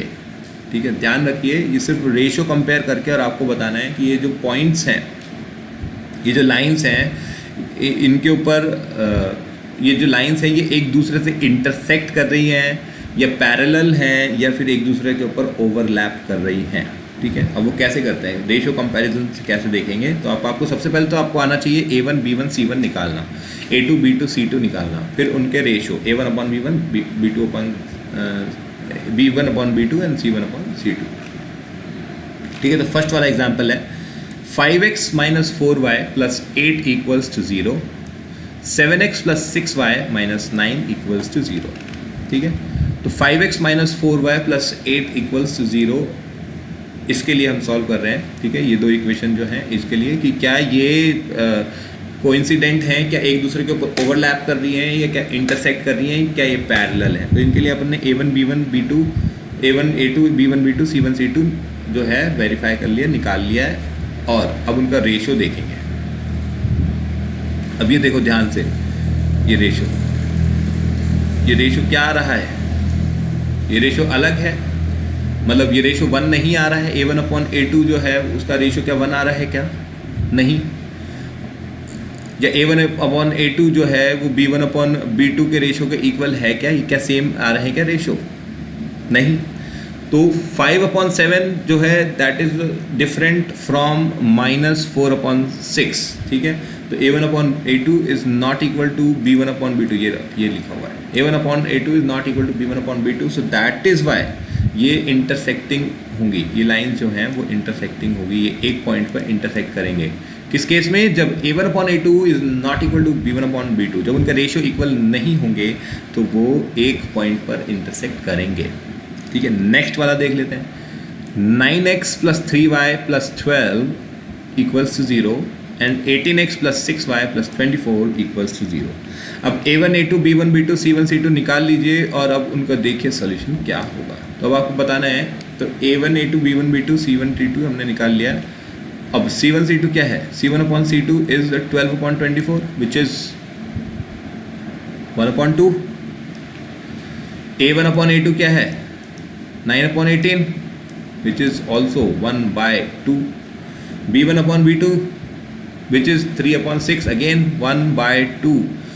तो ऐसे केस में जहाँ पर a1 upon a2 b1 upon b2 और c1 upon c2 इक्वल हैं तो वो these lines are coincident, वो लाइन एक दूसरे के ऊपर ही हैं. ठीक है, ये इसका मतलब होता है. ठीक है, क्योंकि वो ऑब्वियसली एक ही लाइन की इक्वेशन है. मतलब एक ही लाइन नहीं बोलेंगे उनको, पर वो एक लाइन दूसरे के ऊपर कोइंसिडेंट है, ऐसे बोलेंगे. ठीक है, इसी तरीके से आपको इनके रेशियो वेरीफाई करने हैं, रेशियो चेक करने हैं. ठीक है, एक पैरेलल का केस आप देख लेते हैं. 6x minus 3y equals to 10, 2x minus y equals plus 9 equals to 0. ठीक है, अब इसके अंदर आपको a1 a2 b1 b2 c1 c2 इनकी वैल्यू देखिए. अब देखिए, पैरेलल और कोइंसिडेंट में सिर्फ इतना सा डिफरेंस है कि पैरेलल में C वाला जो रेशियो है वो अलग हो जाएगा. ठीक है, ये देखिए, सिर्फ और सिर्फ इतना सा अंतर है. जो कांस्टेंट है उसका अगर रेशियो सेम नहीं है, ठीक है, तो कोई कांस्टेंट अगर सेम नहीं है तो कांस्टेंट सेम नहीं है तो कांस्टेंट में जो डिफरेंस है वो उन दोनों लाइंस के बीच का डिस्टेंस है. ठीक है, ये आगे आकर के आप समझ पाएंगे. ठीक है, या जब आप इनको ड्रॉ करेंगे ढेर सारे ग्राफ्स या ढेर सारी लाइंस, तब आप ये समझ पाएंगे जो कांस्टेंट का जो डिफरेंस है ना, ठीक है, तो वो एक्चुअल में लाइंस में डिफरेंस होता है। एक एग्जाम्पल के लिए आपको शॉर्ट में समझा देता हूँ, शायद आप लोग इस चीज़ को समझ पाएँ, ठीक है। x equals to 0, x equals to 2 और x इक्वल्स टू 5, ये 3 लाइन ड्रॉ कीजिए, आपको क्लियर हो जाएगा। x equals to 0 by axis, x equal to 2, a line which is at 2 points distance from y-axis, and x equals to 5, a line which is parallel to y-axis and at 5 points, 5 units in distance from y-axis। ठीक है, अगर आप ये 3 line draw करेंगे तो अब आपको चीज़ें क्लियर हो जाएंगी, जो मैं समझाने की कोशिश कर रहा हूँ कि C1 और C2 के चेंज होने से कैसे पैरेलल लाइंस जो हैं उनकी डिस्टेंस कम ज़्यादा हो जाएंगी। ठीक है, तो जब आप इसमें देखते हैं तो रेशो आप देखते हैं कि A1 A2 और B1 B2 तो इक्वल है। इससे पता चल गया कि कोएफिशिएंट जो A और B के X और Y के कोएफिशिएंट A B जो हैं उनका जो रेशो है वो सेम है। इसका मतलब वो पैरेलल लाइंस हैं, मतलब ऑब्वियसली वो एक ही डायरेक्शन में जा रही हैं। पर अगर C1 C2 का भी रेशो सेम हो जाता है तो वो एक के ऊपर एक है, और C1 C2 का रेशो सेम नहीं होता है तो वो डिस्टेंस पे है। ठीक है, बस ये याद रखने की चीज़ है। ठीक है, क्वेश्चन नंबर 3 भी सिमिलर ही है। रेशो से आपको पता लगाना है कंसिस्टेंट है कि इनकंसिस्टेंट है, कि इंटरसेक्ट करेंगी कि नहीं करेंगी। ठीक है, तो ये क्वेश्चन नंबर 2 क्वेश्चन नंबर 3 तक अब आप कर पाएंगे। क्वेश्चन नंबर 3 के बाद में देख लेते हैं which of the following pairs of linear equations are consistent. Oh my God, ये तो बार बार सेम ही क्वेश्चन आ रहा है। क्वेश्चन नंबर 4 भी सेम है। क्वेश्चन नंबर 4 में भी आपको यही पता लगाना है। ये देखिए A1 A2 B1 B2 इनका रेशो और कंपेयर करना है। ठीक है, इसके अंदर ग्राफ भी बनाया हुआ है। ग्राफ बनाने को भी बोल रहा है क्या? हाँ, if consistent obtain the solution graphically. बिल्कुल, तो अगर आपके कंसिस्टेंट आ रहे हैं तो फिर आपको सॉल्यूशन ग्राफिकली भी दिखाना है। ठीक है, अब आप देख सकते हैं। ठीक है, आप तो सारे ही ग्राफ बना कर देख लेना, और ज़रूरी नहीं है, देखो अब तो बड़े बच्चे हो गए हो, आपको ज़रूरी नहीं है ग्राफ पेपर की ही ज़रूरत पड़े। तो मतलब अगर ग्राफ पेपर अभी इस वक्त घर पे अवेलेबल नहीं है तो एक रफ डायग्राम भी बना करके आप प्लेन शीट के ऊपर, प्लेन पीस ऑफ पेपर उस पर भी बना सकते हो, ज़रूरी नहीं है। ठीक है, या ग्राफ पेपर अगर आपके आसपास कहीं मिलता हो तो आसपास से कहीं से ले लें ग्राफ। ठीक है, मतलब घर से बाहर ना जाए। मैं तो बार बार यही समझाने की कोशिश करूँगा कि ठीक है कि it's still not safe outside, so please do not move outside. Alright, तो ये ग्राफ भी बनाना है इसके अंदर, and I believe that is it. Question number 4 तक ही है। क्वेश्चन नंबर 5 भी है। ठीक है, क्वेश्चन नंबर 5 जल्दी से देख लेते हैं। The time is almost over, but it's okay, आज थोड़ा क्लास भी लेट हुई थी स्टार्ट। ठीक है, तो half the perimeter of the rectangular garden whose length is 4 metre more than its width is 36 metre.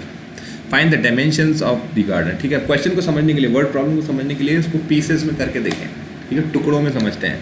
Half the perimeter of a rectangular garden. ठीक है, पेरीमीटर क्या होता है? Perimeter is the length of the border. ठीक है, boundary किसी भी चीज़ का, स्क्वायर का, ठीक है, या फिर उसका रेक्टेंगल का, या किसी और फिगर शेप का, ठीक है, हेक्सागन वगैरह।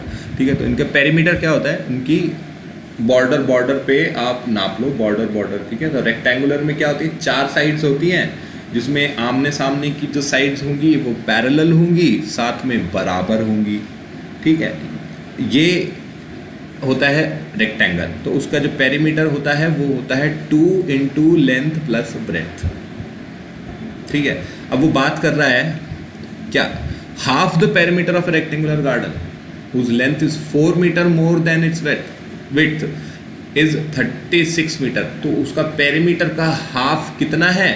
36 मीटर। ये क्वेश्चन में इंफॉर्मेशन गिवन है कि पेरीमीटर जो भी है, जितना भी है, वो निकालेंगे, पता लगा लेंगे, डरते नहीं है किसी से। ठीक है, पर वो 36 मीटर है उसका हाफ पेरीमीटर का।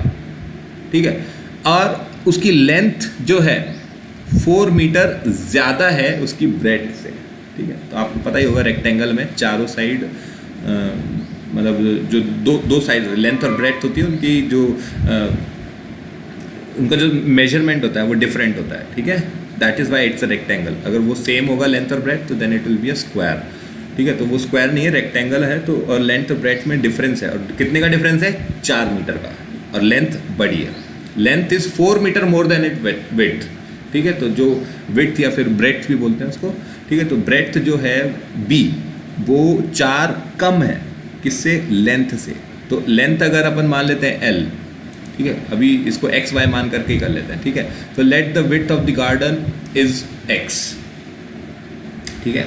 जैसा आपको इजी लगे वैसा वेरिएबल मान लो। देखो कोई बुरा नहीं मानता है कि आपने एल क्यों मान लिया, आपने बी क्यों मान लिया, एक्स वाई कुछ भी मान सकते हो, ए बी भी मान सकते हो, ठीक है। आपकी मर्जी है, पर you'd have to explain, you'd have to first of all mention it, ठीक है, इन द फर्स्ट लाइन कि आप क्या अज्यूम कर रहे हो, क्या मान रहे हो, ठीक है। तो जैसे इसमें माना है एक्स, तो अभी अपन एक्स मान लेते हैं क्योंकि सब जो है सामने स्क्रीन पर आपके एक्स ही दिख रहा है, ठीक है। तो विड्थ जो है वो है एक्स, ऐसा मान लिया। तो अब ब्रेड लेंथ जो है वो क्या हो जाएगी?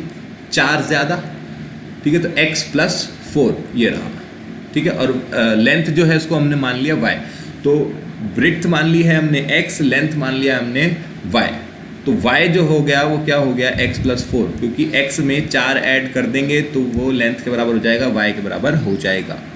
अब पेरीमीटर जो दे रखा है उसका हाफ दे रखा है, पेरीमीटर का हाफ जो है वो 36 है। तो पेरीमीटर जो भी होता है अभी हम निकाल लेंगे, पर उसका हाफ गिवन है 36 मीटर।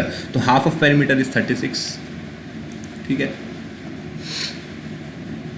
तो x + y = 36, ठीक है। हाफ ऑफ पेरीमीटर क्या हो गया? देखो पेरीमीटर क्या होता है? 2 × x + y। जब इसको आप 2 से मल्टीप्लाई कर दोगे ना, तो लेंथ और ब्रेड्थ को 2 से मल्टीप्लाई कर दोगे तो वो पेरीमीटर हो जाता है किसका? रेक्टेंगल का।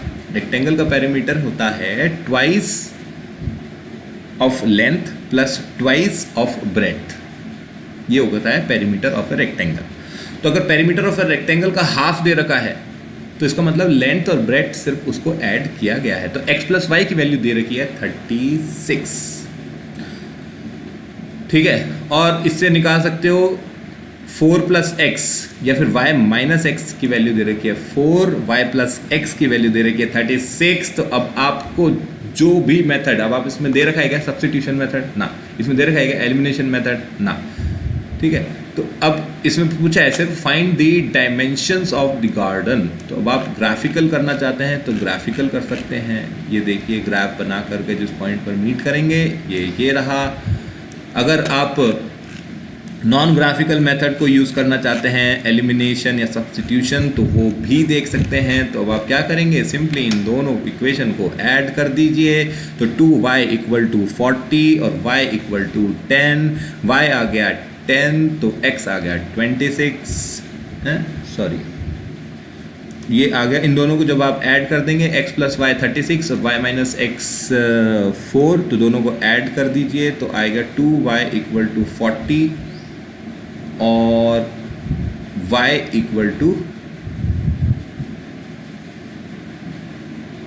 20। यस, सही है, ऑलराइट। तो y = 20 और y अगर 20 है तो x आ जाएगा 16, ठीक है। नॉट 26, इट विल बी 16, ठीक है। 20 और 16, तो पॉइंट्स आ रहे हैं, यस ये रहा 16, 20, सही है, ठीक है। तो ये मैंने तो एलिमिनेशन मेथड से किया क्योंकि मेरे को कोएफिशिएंट्स सिंपली इनके कोएफिशिएंट्स जो थे वो बराबर मिल गए, और बराबर मिल गए साथ में एक साइन जो था प्लस का है और दूसरे में साइन माइनस का है। तो सिंपली मैंने इन दोनों को ऐड कर दिया, तो ऐड करते ही मेरे को आंसर सही मिल गया और बिना पेपर पेन के और आंसर हो गया, ठीक है। तो ये आंसर आ गया, लेंथ इज 20, ब्रेड्थ इज 16, ठीक है। Alright students, I believe this is one last question in this one, right. इसके बाद एक और है, चलिए ठीक है। तो एक क्वेश्चन आपको घर के लिए दे देते हैं और एक और क्वेश्चन जल्दी से देख लेते हैं, ठीक है। इट्स ओके, थोड़ा सा 2-5 मिनट ऊपर चलेगा। ठीक है। Given the linear equation 2x + 3y - 8, right another linear equation in 2 variables such that the geometrical representation of the pair so formed is intersecting lines। सब ठीक है। तो आपको क्या करना है, ये जो इक्वेशन दे रखी है, ठीक है, 2x + 3y - 8 = 0, इसके अंदर आपको क्या करना है, एक और लीनियर इक्वेशन लिखनी है, आपको बतानी है, जिसके केस में क्या होगा, उसके केस में वो इंटरसेक्टिंग लाइंस होंगी, ठीक है, कोई भी दूसरी इंटरसेक्टिंग लाइन की इक्वेशन बतानी है, या फिर और पैरेलल लाइंस की इक्वेशन बतानी है, और कोइंसिडेंट लाइंस की इक्वेशन बतानी है, ठीक है। अब आपका दिमाग ऑटोमेटिकली चालू हो जाना चाहिए कि कैसे निकालते हैं। तो इंटरसेक्टिंग लाइंस के निकालने के लिए आपको ये दे रखा है कि वो इंटरसेक्ट करेंगी अगर a1 और a2 b1 b2 के इक्वल ना हो, ठीक है। a1/a2 will not be equal to b1/b2, तो then they will be intersecting, ठीक है। तो उसके लिए क्या कर सकते हैं, a1/a2 निकाल लो, ठीक है। तो अभी अपन ने मान लिया a2 और b2 है, ठीक है, अपन ने मान लिया a2 नाम दे दिया उसको और b2 नाम दे दिया उसको, ठीक है। तो अब उसकी जगह आप कुछ भी और रख दो तो वो इंटरसेक्टिंग लाइन एक आ जाएगी, ठीक है। बस वो क्या नहीं होना चाहिए, ये रेशो सेम नहीं होना चाहिए, ठीक है। ध्यान रहिए a1 और a2 जो है वो b1 और b2 के इक्वल नहीं, b1/b2 के इक्वल नहीं होना चाहिए, तो इंटरसेक्टिंग लाइंस निकल आएंगी। याद रखने की बात है, ठीक है। अगर a1/a2 जो है वो आता है, कहाँ है इक्वेशन, ये रही, 2x + 3y - 8, ठीक है। तो अब a1 है 2, तो 2/a2 should not be equal to 3/b2। तो आप a2 की जगह जैसे इसमें लिखा हुआ है 3, ठीक है। तो अब आप इस केस में क्या नहीं ले सकते, जो है वो इक्वल नहीं होना चाहिए 4.5, ठीक है। तो 4.5 नहीं ले सकते, 9/2 नहीं ले सकते, ठीक है। तो आप कुछ और ले लो, आप 4 ले लो, 5 ले लो, ठीक है। बस आप 9/2 नहीं ले सकते, क्योंकि 9/2 ले लेंगे तो b2 की जगह तो वो हो जाएगा क्या, पैरेलल लाइंस, ठीक है। समझ में आ रहा है। हमने क्या किया, हमने a2 की वैल्यू मान ली कि चलो 3 दे देते हैं a2, ठीक है। तो a2 अगर 3 दिया है तो b2, ये b2 है, ठीक है।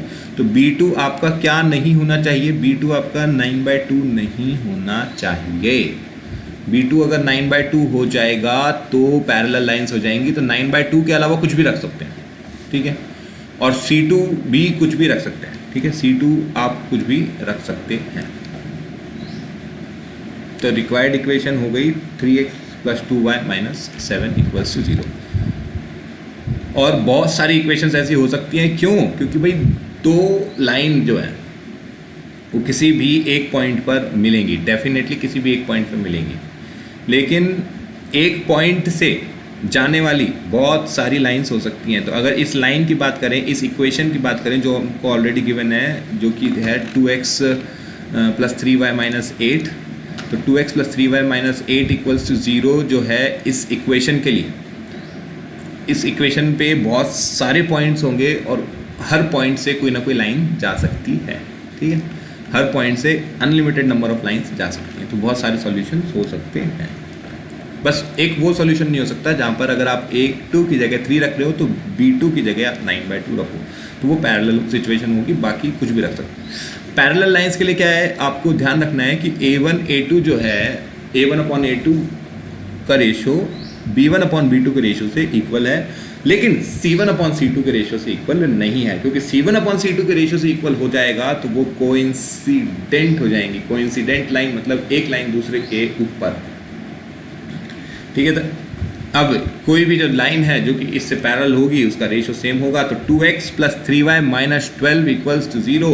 तो इसके लिए बना दो, 2 से मल्टीप्लाई कर दो, और बस c वाले को 2 से मल्टीप्लाई मत करना, उसको कुछ और रखना, तो आंसर आ जाएगा 2x + 6y - 16 = 0, या 4x + 6y - 16 = 0, या फिर 4x + 6y - 20 = 0, या 4x + 6y - 19 = 0, कुछ भी रख सकते हो। बस यहाँ पर -24 मत रखना, -24 रख दिया तो वो कोइंसिडेंट लाइंस हो गई, ठीक है। तो ये हमारा क्वेश्चन ख़त्म हुआ। और अब क्वेश्चन नंबर 7 में ड्रॉ करना है ग्राफ और सॉल्यूशन निकालना है, ठीक है, जो आप घर पे आराम से कर सकते हैं, ठीक। Alright students, let me know if you have any issues, any troubles in the topic.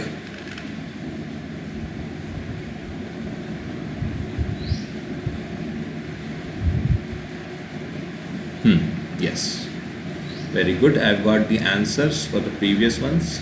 Cool.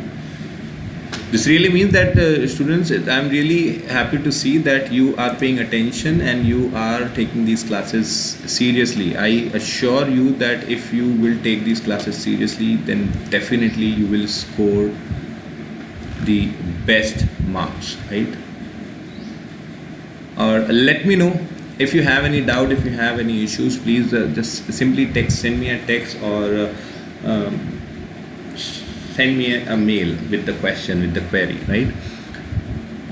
बाकी बच्चे जो हैं वो मुझसे पूछे जा रहे हैं, वो मुझसे क्वेश्चंस पूछते हैं, डाउट्स रहते हैं, वो मुझसे पूछते हैं, कॉल आ जाते हैं उनके और मैसेज में व्हाट्सएप में पूछ लेते हैं, ठीक है। तो ऐसा नहीं है, तो I am available for you if you really have that thing. अगर आप में जज्बा है, ठीक है, तो हम भी साथ हैं आपके, ठीक है। So alright, to keep studying, keep learning, and I'll see you in the next class. And I want you to do the homework, and as soon as you complete it, just share it with me so that I can check it. Till then, take care. Bye bye.